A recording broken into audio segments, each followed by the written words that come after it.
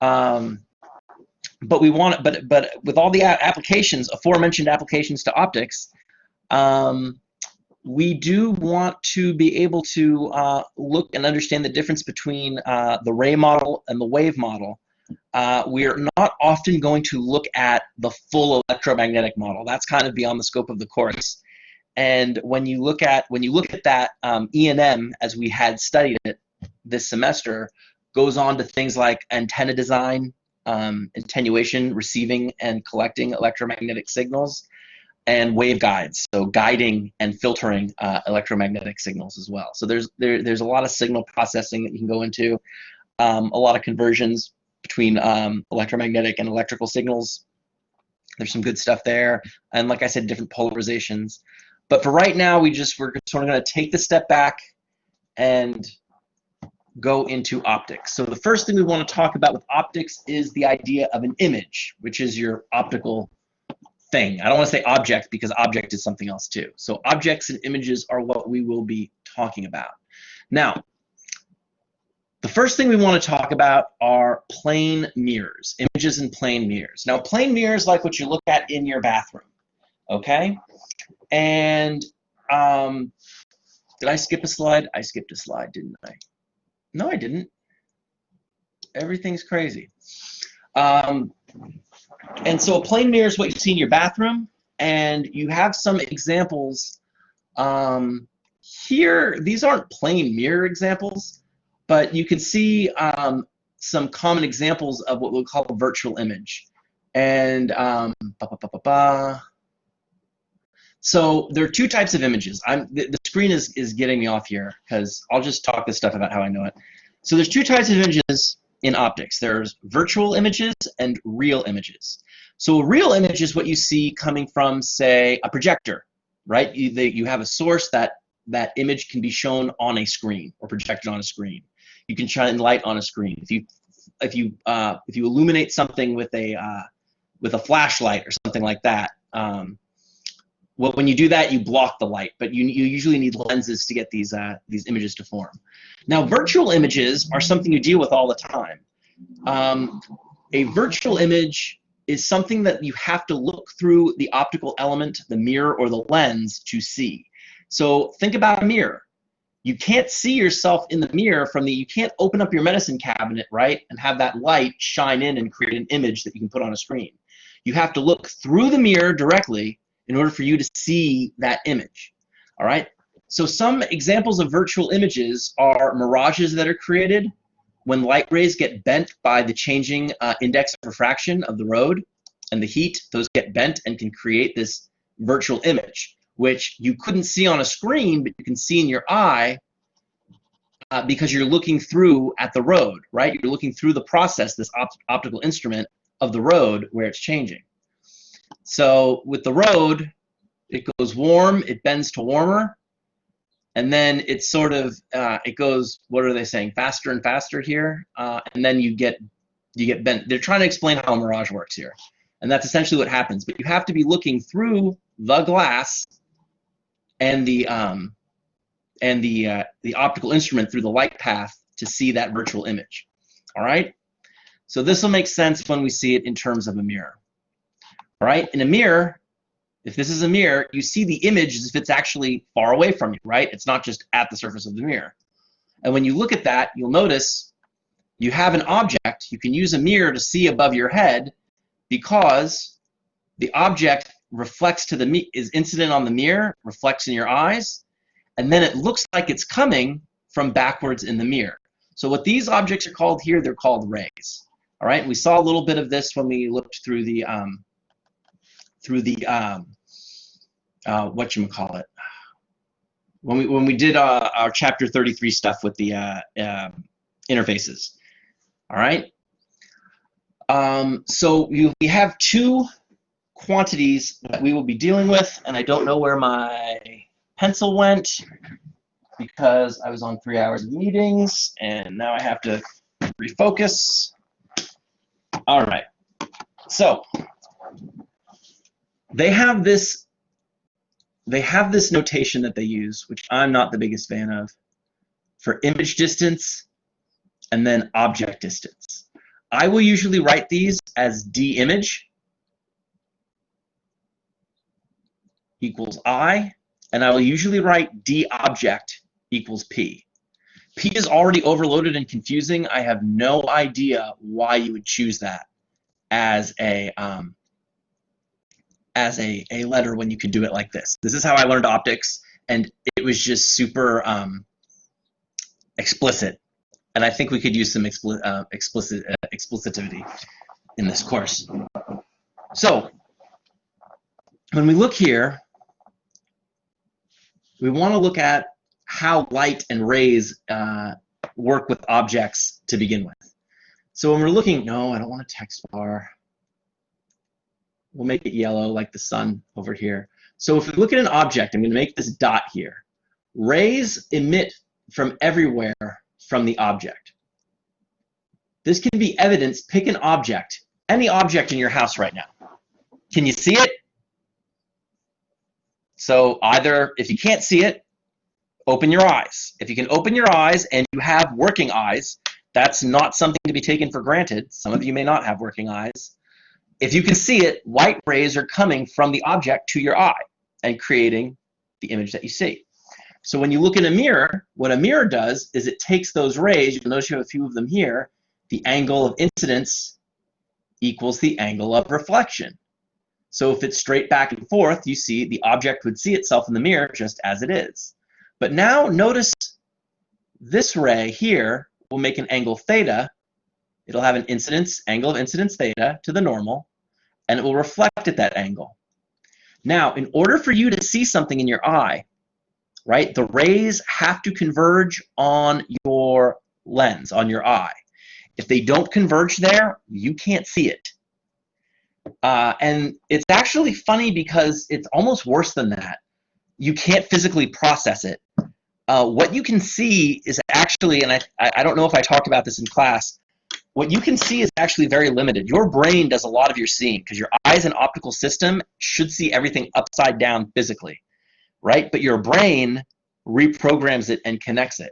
Some other interesting things your brain does, right? Have you ever seen like a cockroach or a bug or a spider just pop out of nowhere and it seems like it's a demon insect because it just all of a sudden exists now where you didn't exist before? Well, if you had a camera, you would actually see it run into the room and run out of the room and things like that.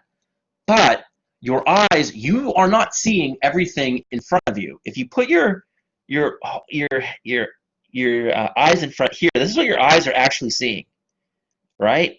Your brain is putting in and creating the rest of the pattern. Your eyes actually move fairly rapidly back and forth to get all that information. So what happens is you don't see the bug, your brain is just re-inputting the old signal, the old information, and then part of you sees it, your brain rewrites it, it looks like it just popped up. So vision is a very strange thing. But how the rays get to your eyes are not. And so what this allows you to do is you'll notice that the object doesn't emit a ray that's really going to get to the eyes in any direct way, right? It's sort of indirect. You can kind of see, like right now, I can kind of perceive the lamp switch above my head, but I have to be looking up. If I'm looking this way, I don't see it like up here. It's got a, you know, it's just this, it's sort of a skim, right? Nothing really gets to the eye. So let's delete that. Now what the mirror lets you do is you can see the object, right? You can see above your head because that object emits a ray. It bounces back into your eyes, but you don't see the object up here. You see the object as if it were coming from this image location in the distance, all right? And so physically, to understand what I wrote before, and I will keep writing it because I'm going to go away from I and P, and we're gonna call this, you'll notice they have the object distance here and the image distance. The real question is distance to what? All right, the distance you're talking about, your object distance and image distance, are with respect always to your optical instrument. And optical instruments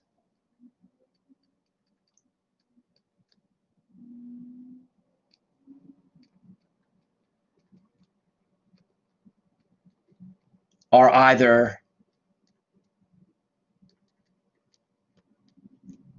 mirrors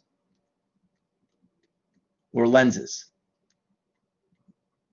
There are others like beam splitters and other such things, but we're not really going to deal with those. Okay, we're going to deal with mirrors and lenses. Now, there are several types of mirrors and several types of lenses, but you'll notice in the picture, I'm going to redraw it in terms of what I look at. This would be the object distance, and then this here would be the image distance. Okay, now you'll notice in a mirror, we can rewrite this di equals negative do. I would actually write this, well, all right, they're correct here. So basically, when you look at this, at a system like this, the optical instrument is your 0 point. That's your origin, right? And you look at it from the perspective of distances past the object, like over here is positive, and then if you get reflected back, it's negative. So that's still pretty standard. Although you're going to find that if you have compound optical instruments, these signs can change and it can get very difficult. Again, keep in mind all our stuff is extra credit here, but you know, like I said, you know, optical engineering is a often ignored path to success in engineering. There's a lot of interesting stuff to do there. So let's go on. So we'll talk about spherical mirrors a little bit here.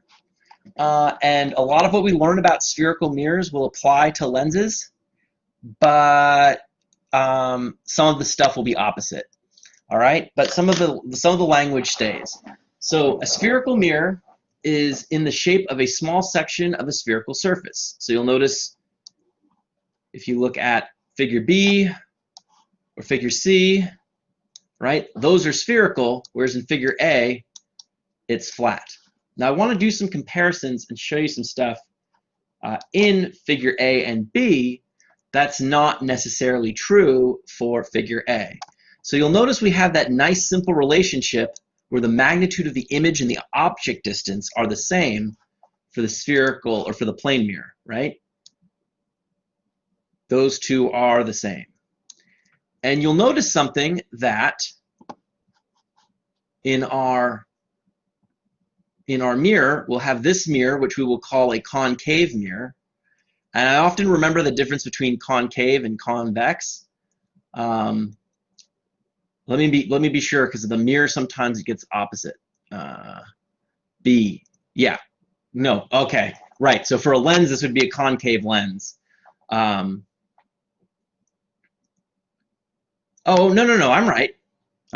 So concave as in figure B. I just missed the period. I was like, wait a minute, did I mess that up? I usually just go right to lenses, so I haven't taught mirrors in 20 years. But what we can see here is that we have concave. And the way I remember concave, I just wanted to be sure my way pertains both to lenses and mirrors, is that you'll notice it goes inward like a cave. You have to go into the cave. So that's how I remember this orientation. Convex is just the opposite, right? But I want you to notice first just a few things. One, you now have a radius of curvature, all right? This R distance, which is this point C doesn't represent where the object is. You'll notice you have the object here. Oh, I'm pointing to the object O and the image I, but this represents the center of the curve, and so that represents this radius of curvature for the mirror. However, I want you to notice that the image distance and the object distance, right, cave inwards, X outwards. Good, absolutely. You'll notice that they're no longer the same, right? You'll notice that the image distance is actually different in terms of the concave and convex lenses. And you'll notice that they have several rays they draw here. The rays go here and they make these angles equal to, again from the normal, the angle of incidence equals the angle of reflection at these certain points. But you'll notice that you draw the rays backwards, several of these rays backwards, and they give you the image. All right, and it's the same thing here for a convex mirror, right? You have the object, and you deflect again, and you just draw those rays backwards, and you get the image. Now notice that the concave image, one thing to notice that the object and the image arrows here are the same height. You'll notice that they are different heights. So in a convex mirror, you will notice that in this particular orientation, if the object looks through the mirror to see itself, it will see it magnified and bigger. And if you have a makeup mirror or a mirror for in the bathroom, a small concave mirror, you'll notice you can look at it, and if you're close enough to it, and we'll talk about that in a second too, you will see a magnification, right? You look bigger. But if you look in a convex mirror, right, you'll notice the image arrow is now smaller than the object arrow, so the image appears smaller. Its magnification is smaller. All right. So let's continue on. So now when we go to ray tracing, we want to define in order to do this correctly, we'll have this point, this focus point, which I believe, what are they going to define it as? Halfway between? Yeah, halfway between the radius and the optical object. And that focus point, the distance between the focus and the optical object is called the focal length. All right, that's the lowercase f. So you'll notice they call this a real focus here, and you can notice this sometimes if you're far away from a concave mirror, that you can actually form a real image. You can collect light and form a real image that can be projected on a screen. All right, and you can actually sort of see it going right at you, but you do need to be looking at the mirror. You can't be away from the mirror. The real image, or the virtual focus, is on the other side of the mirror, right? And so from this sense, as you go forward and you go off, you'd have to look through the mirror, and all of the rays would look like they're coming from inside the mirror at that virtual focus length. All right, and you'll notice that the focal length is equal to 1/2 the radius of curvature. So one of the more important, usually it applies to mirrors, but so they'll call it the mirror equation, but they'll also call this the thin lens equation. And these set of relations will be very important for mirrors and lenses and everything in between. All right, so I want to rewrite them. I want to look at you. This is your thin lens equation. This is your magnitude of your magnification. And again, you can get that magnification here, but you'll notice the minus sign doesn't tell you whether it's bigger or smaller. I believe it will tell you if the object is inverted or not. So that's what we will use that for. Yeah. So let's write this in terms that we can understand. I want to see if they have the height thing. So 1 over the image distance plus 1 over the object distance is equal to 1 over the focal length. Now do be aware, these can be negative. Don't shy away from negativity. You'll notice that you have symmetric sides of the lens you need to look at. That's important. You can't just get rid of negative numbers here. The magnification, usually you can actually measure the height of the image, right? So if you have a ruler here and a ruler here, if we were in lab, we would take those heights and that would give us our magnitude, but then we have to know whether the image is inverted or upright, right? Notice that you can see what an inverted image looks like here. Okay? So I think we're going to delve a little more into the magnification, I hope. Okay, so we want to practice ray tracing and sort of see how this works. So I'm going to go through here and point out where they are in. So, so for spherical mirrors, we're going to see with lenses that the rules are almost the same. I think they might be exactly the same. No, they're not exactly the same because mirrors reflect. So all the action is happening here or looking through the mirrors, whereas lenses refract. So in a simple lens, the ray will go through and reflect towards something. Okay, so lenses will be a little different, but a lot of the rules are the same. So a ray that is initially parallel to the central axis will reflect through the focal point. So if we're going to follow this ray. Notice it's parallel to this optical axis. That's what that line that goes through the center of curvature is called. All right. So if we go through that optical axis,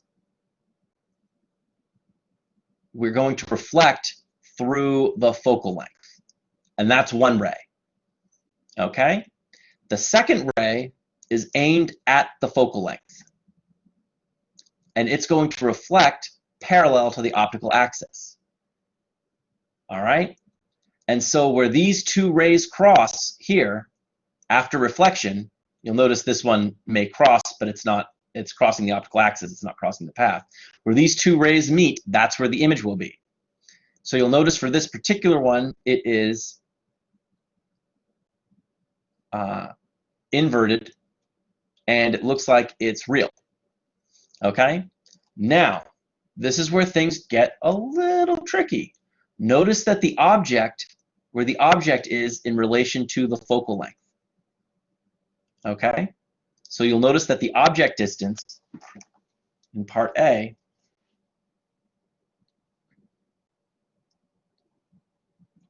is greater than the focal length.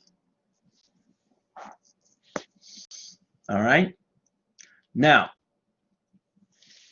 so those are our first two rays. Now, we also have some auxiliary rules that will help us get the same ray, or we could use all four just to be sure everything works.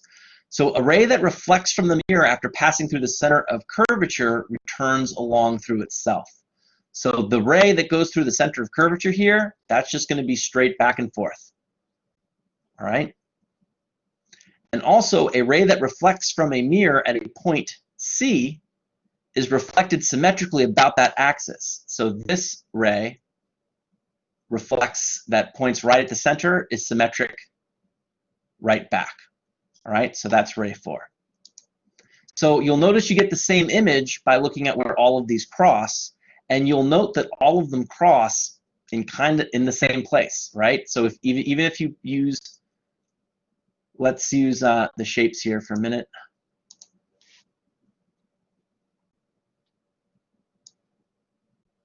So you'll notice if I align it to the mirror, look at that. The one that goes through the center of curvature goes right through that spot. So you can, nowadays people recognize you only need any two of these rays that will help you locate the image. In my day, they used to want us to use 3. Again, we're doing lots of extra credit here. I'm not sure you have to use 3. Might be a good habit to get into, but you know, to each their own. So those are the 4 criteria for drawing rays. So is this how the hologram things work? Sort of. What I mean, so a hologram is a photograph taken with monochromatic light, generally a laser. So if you're going to make a hologram, it's exposed with the laser light in almost pure darkness, and you know, usually the ones you can see without the same monochromatic light. Oh God, I remembered how I used to know how they made those. It's a different kind of laser, but it's still coherent light. You need like a laser type of light. I don't know if they use white laser light or something else, but a way to look at a hologram is it's basically a photograph where not only is the object important, right, but the type of light is important. So when I was in college, we actually made a hologram with a red laser that you could then shine a red laser on and see the hologram. And that was pretty cool. So it's much more of a photographic process. You can create illusions with these real images. Like if you've ever seen that, if we had it in class, I would definitely show it to you.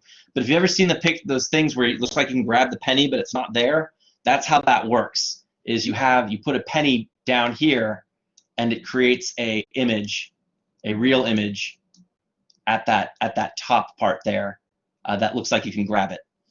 And it's actually not the penny so much that you're seeing here at the bottom, it's the mirror reflected from, oh no, that's not curvy. Let me delete this. So the penny thing would have another spherical part here, and so this part would collect the from here the image and create a real image here, which can look sort of like a hologram from Star Trek, but that's just your real image showing up. A real hologram, though, is a picture exposure where both the light source is very specific and the object is specific. So yeah, I hope I didn't go too far off a tangent and I answered your question there, Joey.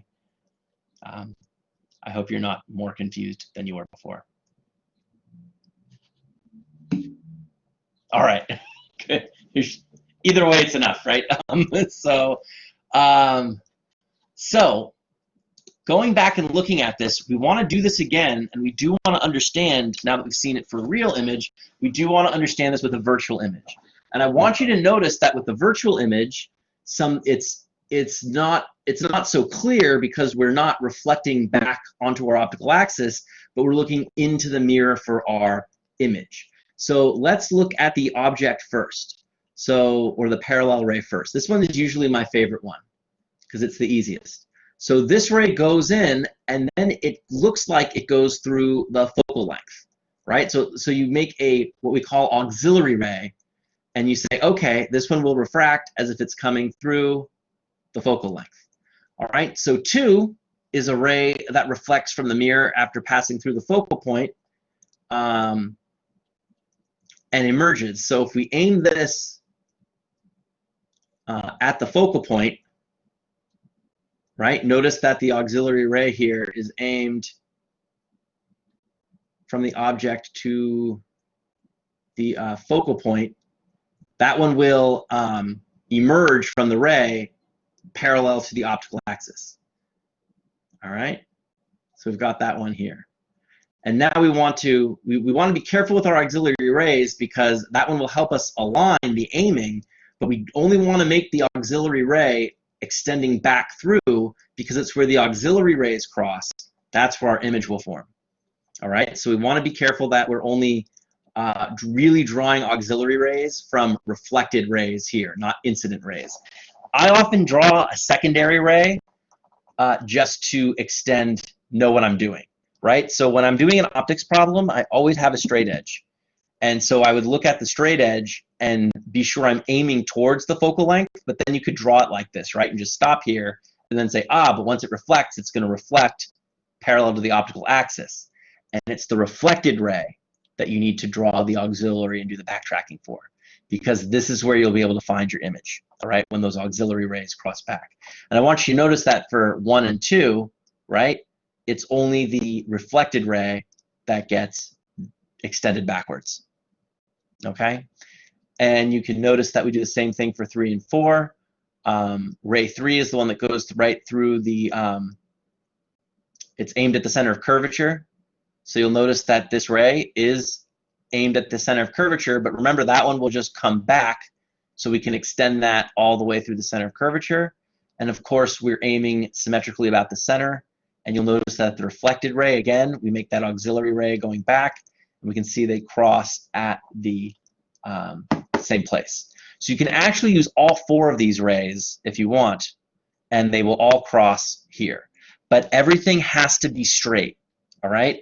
If it's not, if it's even a little off, you're going to get these weird places where it looks like they sort of converge but don't. That's an indication that you've not drawn the picture correctly. You'll notice all of these things have to be straight with relation to each other. So for instance, if you just eyeball this and you're off by a little bit, you're going to screw up your image position. That's one reason why I don't use this one. These 2 are sort of the easiest to not mess up, because you'll notice they have to do with parallel things, right? You have a parallel ray, and that goes in, what it does, and it's aimed at the focal point, and you have this this ray aimed at the focal point and then comes out parallel. So it's a little harder to mess up with a straight edge, and it's easier to sort of see. Here, you could say it's symmetric, right? But if you don't draw it symmetrically, if you mess up that symmetry, you will get the wrong point. and you will be sad. Or at least I was sad. Okay, so I have for us an example. All right, and we want to look at a tarantula, very scary, of height h, that sits cautiously before a spherical mirror whose focal length has an absolute value of 40 centimeters. The image of the tarantula produced by the mirror has the same orientation as the tarantula and has a height h prime, and it equals 0.2 h, or h. The height of the image, right, is only 20% of the original height. So one thing we want to, so the questions we have here is the image real or virtual, and is it on the same side of the mirror as the tarantula or the opposite? So I want you to think about what you have here. You have your focal length, right? And so you have your focal length equals 40 centimeters. And you have that your magnification is equal to h prime over h, which is going to be equal to 0.2, right? So let's go back and take a look very quickly. Let's look at our mirrors. I want to see if there's a less busy mirror. No, there's not. So if we look at our mirrors, do we see a mirror in which the object is smaller and is smaller and upright?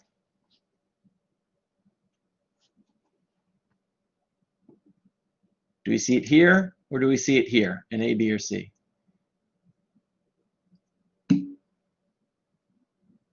Well, we're asking about the image first.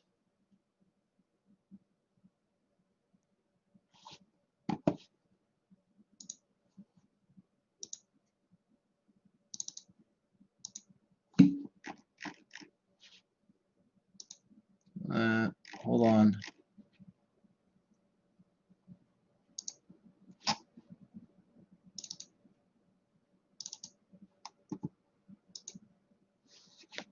If we look, someone answer virtual. Yeah, I'm going to go with virtual because we see the similar situation here, right? In this picture, where we notice we have to, if we have an image and we have some shrinking going on here, and it's upright, we notice that the image is virtual inside the mirror, and this one looks like that. And in order to see an image like this, a shrunken image, you have to look through the mirror, right? So that tells us it's a virtual image. But looking at this system, we also will be able to see that it is, all they want was the convex? Is the mirror concave or convex, and what is its focal length? Sign included. So I think this is one of those cases where the optics, the problem can almost seem too trivial, like they give you the answer, because they really do. So we can already see that the image, we saw that from looking smaller, from looking at the convex mirror, right? So let me see something.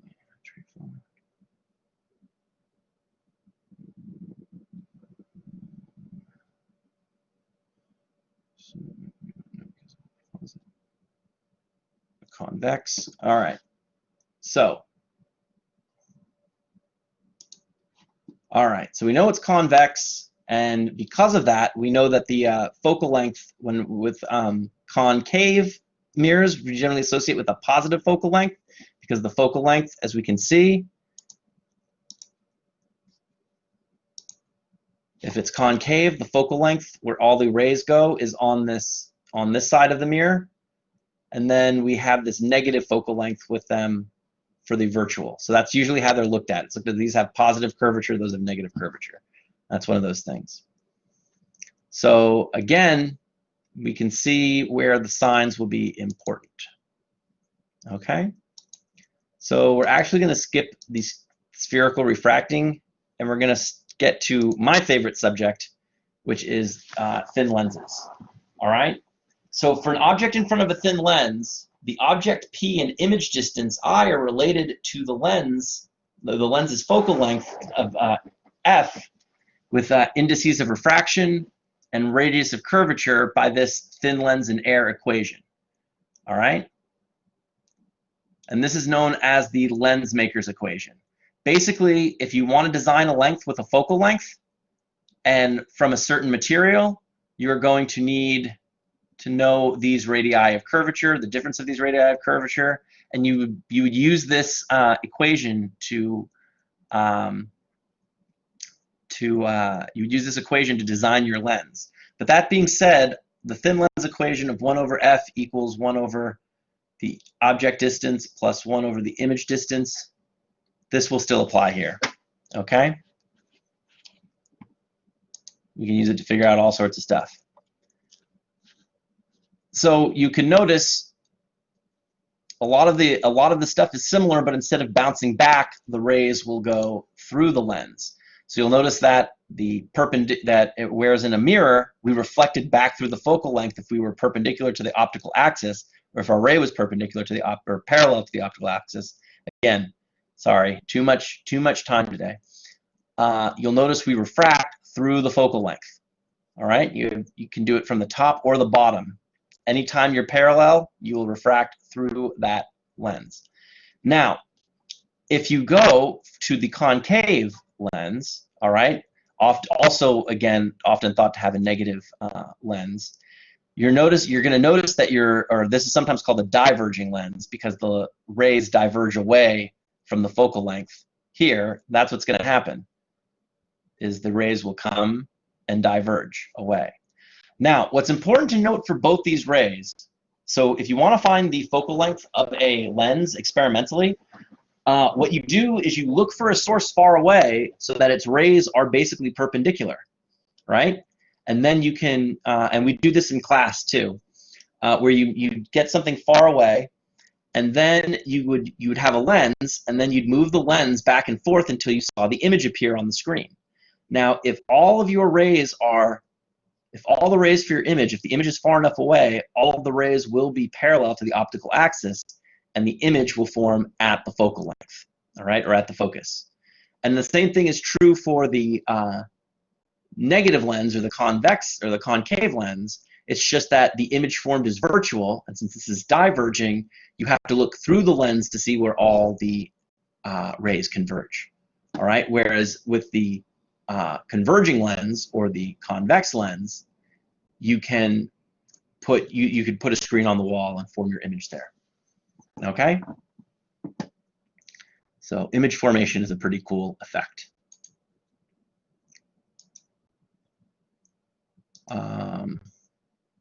Done there. So now, if we want to locate the image, you'll notice that in each of our cases here, we have we want to locate images of extended objects by drawing 3 rays. So maybe that's where I get my rule from, right? With mirrors, you need 2. With lenses, it's helpful to do 3, although you really could just use 2. But here, we have a ray that is initially, this is the first one we looked at, right? So that's the easiest one we start with. It's parallel to the optical axis. It will go through the focal length, right? We have our second ray is a ray that goes through the focal length and then will refract and be parallel to the optical axis as it comes out. Now that really is enough to draw and locate this image, but it's helpful because the third ray is so easy to just look at the one that goes straight through the center. And that third ray, you know, the fact that they all meet really means you've drawn your picture well. Now you'll notice though that this is again, we see this again, that right now the object distance is greater than the focal length. But you'll notice when we get it down to the lens here, we'll look at here where the object distance is less than the focal length. All right, you'll notice the focal length is right there. So now when we do this, we need to look at our object, which is right here, and you'll notice that the same stuff happens, but now we have to look at sort of a different set of rays. One ray will come down and go through, but we have to draw that in order to see the image. We're going to note that the image is going to be virtual here. You're going to have to look through the lens and see where the ray would have originated, right? Same thing here. This one is parallel to the optical axis. I don't realize my thing's not on. It starts parallel to the optical axis and refracts through the second focal plane. Now again, it's a virtual image, so you're going to have to put your eye over here and look through the lens and extend this ray backwards. All right, and you can sort of do the same thing here with this one, where you can pretend this ray is coming from the focal length, right? And you make it go, and it will refract towards the optical, or parallel to the optical axis, and you can draw that auxiliary ray back, and you'll notice that all three of these rays, 1, 2, and 3, where they converge, that's where your virtual image forms through your lens. All right, and you can notice it's a similar procedure here for the object distance outside of the focal length of a concave lens. All right, and you'll notice again here why it's called diverging. You're always moving away. They're not converging towards anything. Whereas here, that's converging because all of the rays converge onto the image. All right. So take a look at that. Are there any questions on the process of ray tracing for the thin lens, the mirror?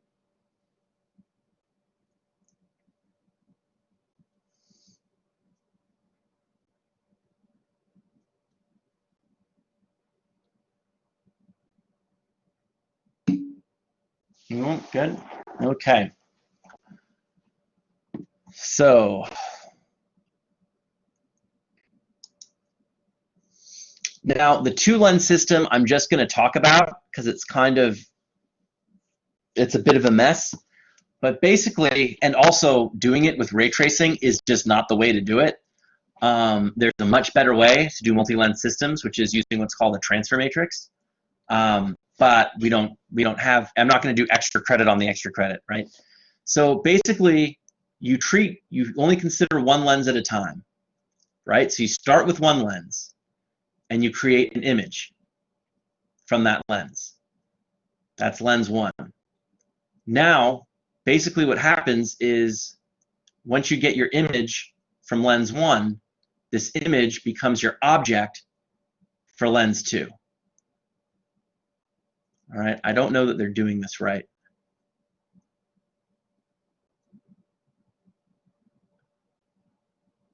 Because they do this here, and they have the object and the image, right? Right. And then this image, you'll notice this would be your eye distance, your DI. Now, when you look at the second lens, and you draw it here,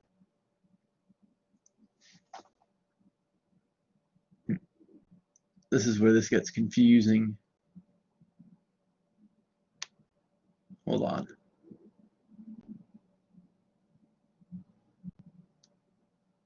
The point I'm trying to make is that the image from the first image becomes the object for the second lens, and you just sort of do that back and forth.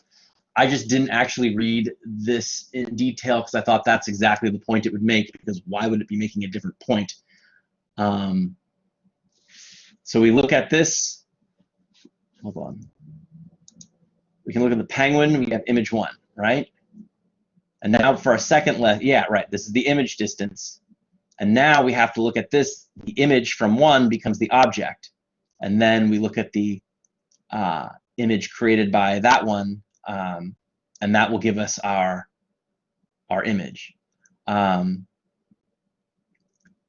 not sure what they're playing at with these here, but I don't really want to go on to it because, like I said, this is extra credit on our extra credit. So before we go over optical instruments, so what we're going to do, I want to give you a chance to prepare also for the next part of lecture.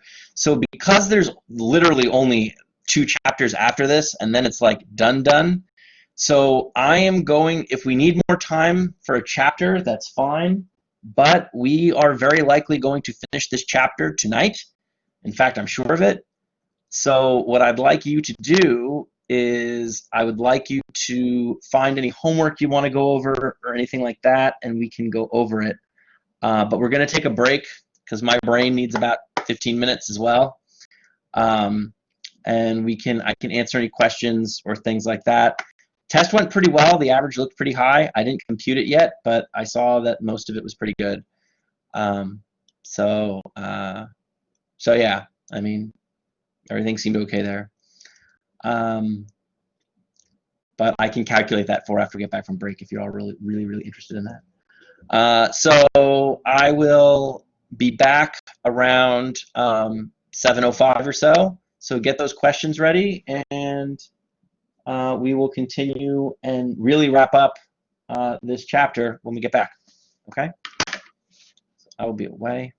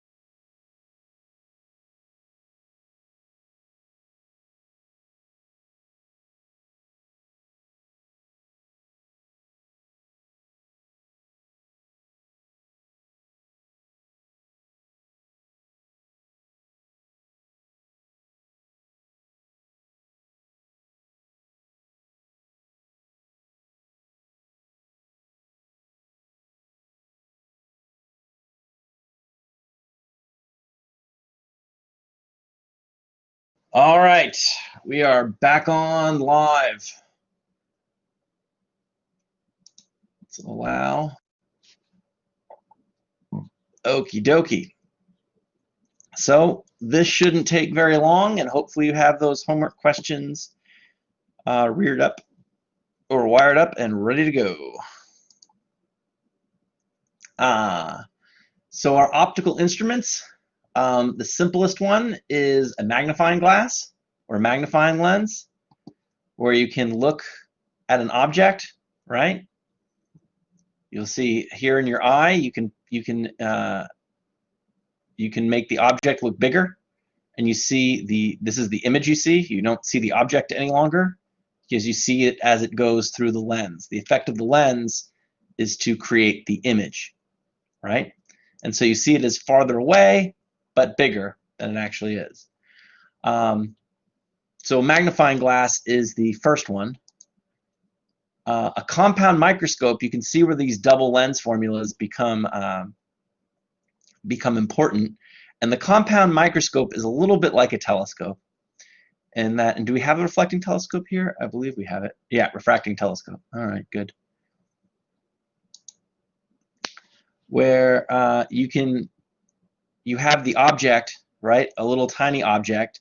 You'll notice that it doesn't that it does two things. First, the objective will move the image closer to the eyepiece, right? And this is what I mean by it's similar to a telescope. So you get this image and you sort of recreate and invert the image here, and then with the second lens, that allows you to be close to this bigger eyepiece, which lets you magnify it, and that's what creates this large image. And in fact, this is what we're also going to notice this with the telescope too, that magnification is in the eyepiece. There's two parts to really magnifying. One is moving the image close and collecting light, and then having the eyepiece do the magnification. All right, and we'll see this with telescopes. And with telescopes, it's a little different than a microscope because the telescope needs to collect large amounts of light. So usually you have a very large lens, you know, something like this, right, where it can collect a whole bunch of light for a large amount of time. And what it does is it moves the image from very far away to very close to the lens. And then where the magnification comes again is from the eyepiece. All right, so the eyepiece lets you see the image in magnified form. This is important because what you're magnifying the collected image, not what you're actually seeing out in the stars. If you were to just do that, you wouldn't see much. And also you'd only be able to see the amount of light your eye could collect. Whereas here you can collect a lot more light than your eye could collect, and you start to see things like colors and nebula and other things like that. Binoculars work in a similar method. And that's it. That's it for the chapter. So hopefully do you have any questions about the chapter that I can answer before we move on to homework?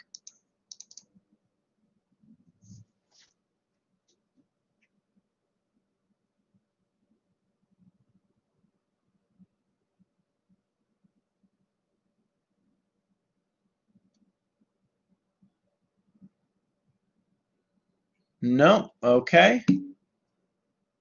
All right, so what we're going to do is I'm going to take the picture of I'm going to stop recording.